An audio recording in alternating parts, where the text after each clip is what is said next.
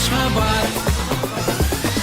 Çeşmeler bağların, hem beyik dağların, fayası sen Aşgabat. Elim yüzüğünüm, var gökürdaşı sen, hem başı sen Aşgabat. Çeşmeler bağların, hem beyik dağların, fayası sen Aşgabat.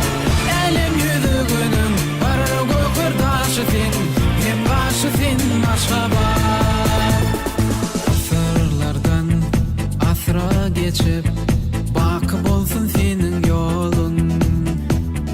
Bütün dünyam şehirlerinden beyik bolsun senin adın. Aşıkların şehrisin, dünya belli boldun Aşgabat. Sen yaşlığın hem senin geleceğin, güzel şehrim sen Aşgabat. Gecelerin sen ovadan, güzel şehir Aşgabat. Gündüzlerin sen ovadan, edil şehir Aşgabat. Çeşmeler bağların, hem beyik dağların, fayası sen Aşgabat. Elim yüzüğünüm, var gökürdaşı sen, hem başı sen Aşgabat. Çeşmeler bağların, hem beyik dağların, fayası sen Aşgabat.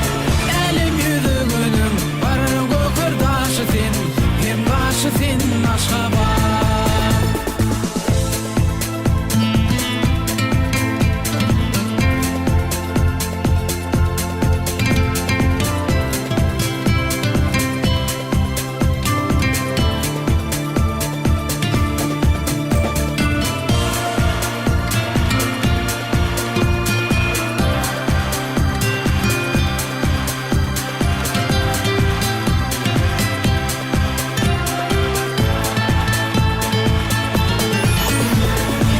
Görenler hayrandır, görmedik armanlı, menin şehirim Aşgabat.